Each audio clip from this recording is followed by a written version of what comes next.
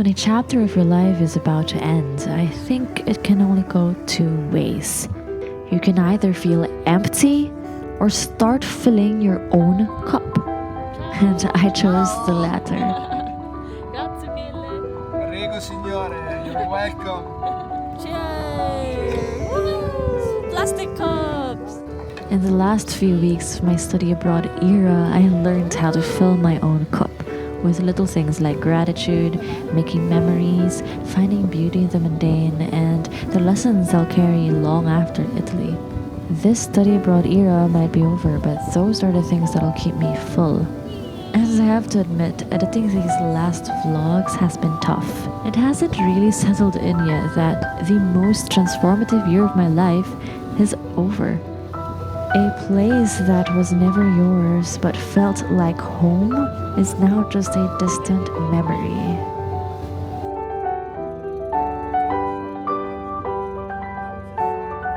But before that, we're time traveling back to April.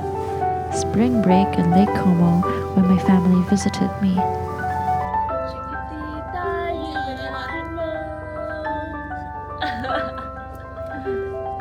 We are in Lake Como. It rhymed. Sip, cheers, cheers.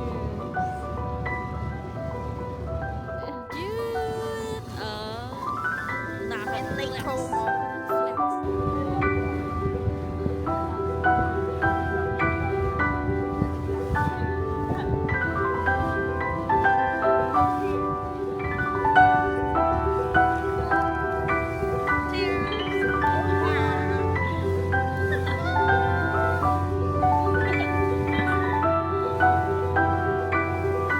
But actually, during this time, I was still dealing with a sprained leg, which made everything much more difficult and painful. But honestly, it was worth it. It was one of the most breathtaking views I've ever seen, especially since we also got to visit Villa Balbianello. Yes, the I don't like sand one from Star Wars, Revenge of the Sith.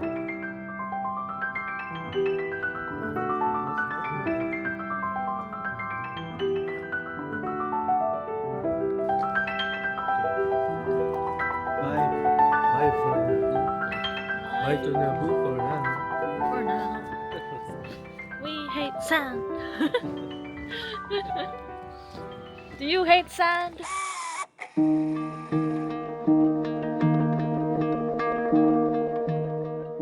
Fast forward to June, my Italian summer. At this point, we were already finishing up the course. So excited for all the intense deadlines to finally be over, but we were also feeling the separation anxiety settling in. That we would be leaving behind the life and friendships we had built here.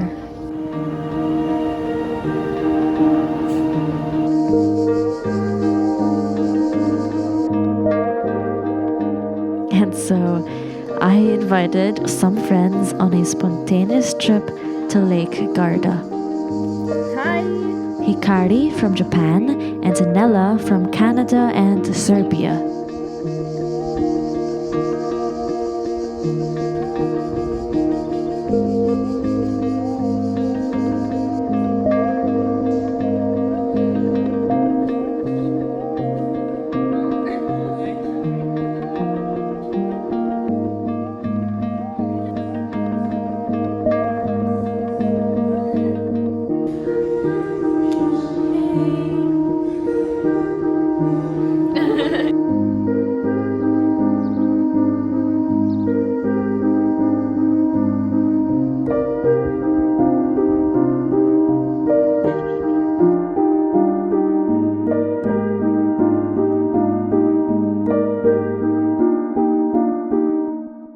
If I'm being honest, I never knew about Lake Garda. I only knew about Lake Como, the also famous Lake Como. Lake Garda has a charm of its own, and I'm so glad that we were able to go here and make memories here. Although a day trip in Lake Garda is enough, I think a night or two would be such a beautiful Italian summer dream.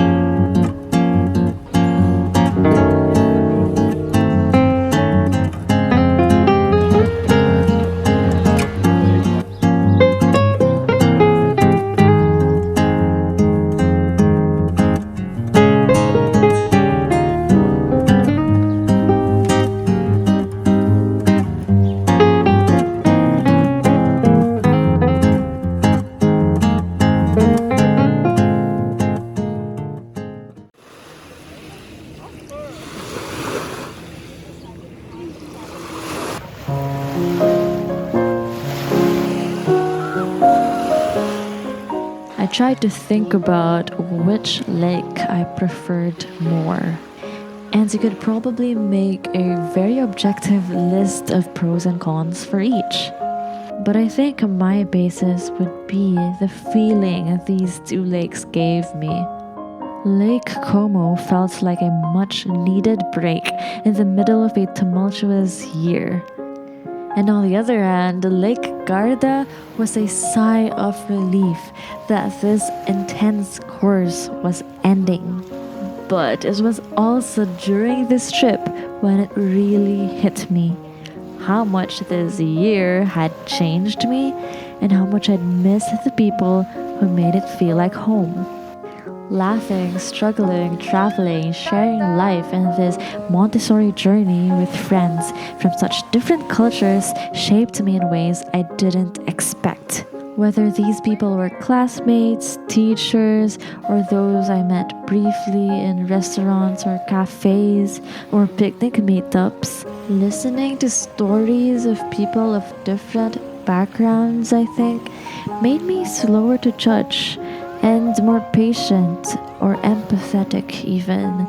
It truly is different to hear someone's lived experiences versus just reading them on social media or the news. Human connection is so important, and I think this entire journey or adventure has taught me that in ways I never expected. These trips reminded me that the best souvenirs aren't the things you pack in a suitcase. They're the memories you've made with the people you've connected with, or the lessons you've learned, whether through the easy or hard way.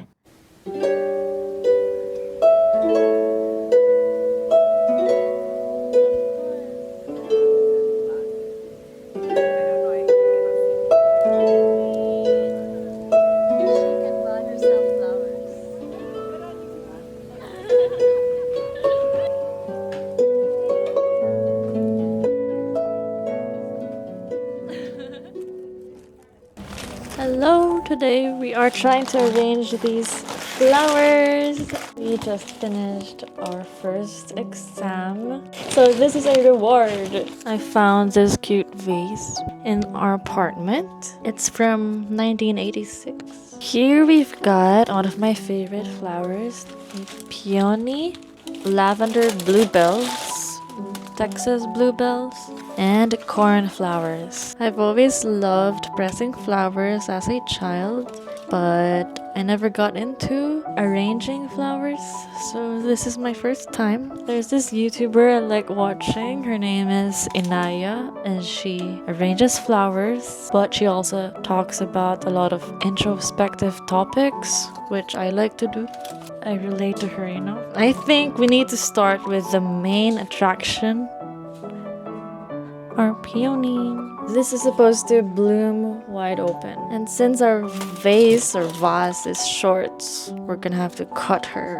We also learn a lot about botany and Montessori. Ever since I was a child, I loved that subject, especially flowers. Actually, you're supposed to have like a sponge in the bottom as a base or support. Then I think I'll surround it with these. These are supposed to be Texas bluebells, but they're not blue, they're lavender.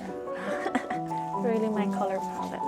I wanted to surround the peony. This, I suppose. Ooh, these are opposite leaves coming from the same plant in opposite directions. I have completely no experience, so I'm just doing this on a whim, aka being whimsical. Look at that, so pretty.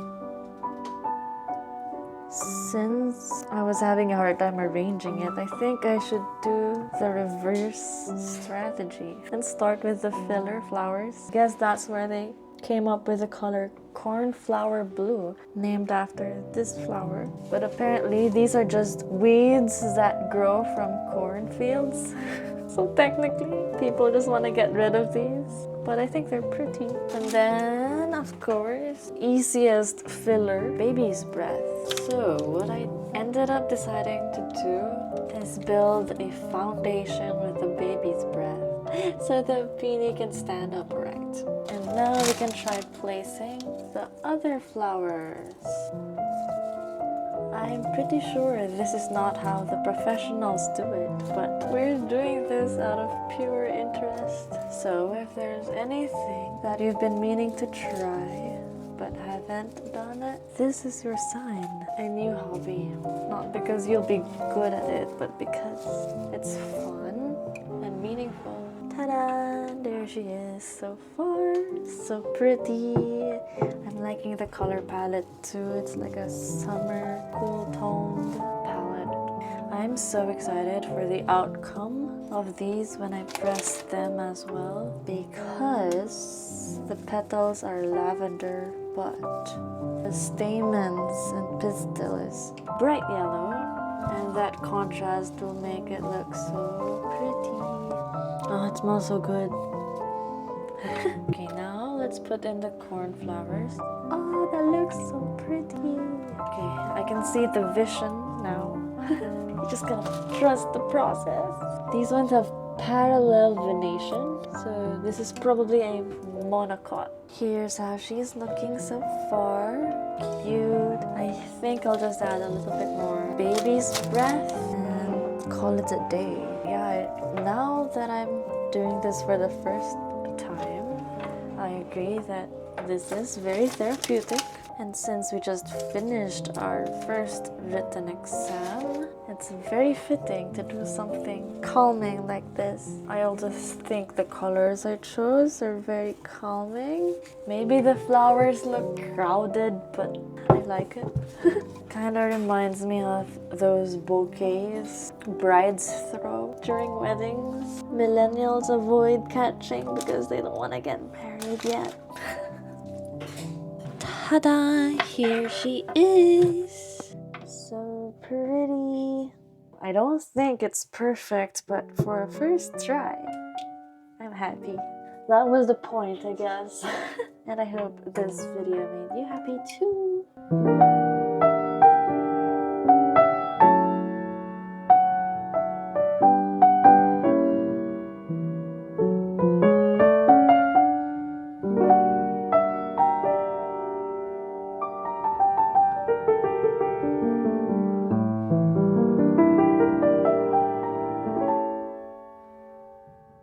Well, next time I'll bring you along to my final weeks in Milan with books, shopping, and all the bittersweet goodbyes. Editing these vlogs feels like reliving it, and it's so special to share that with you. So I hope you keep walking through this journey with me. See you then, arrivederci!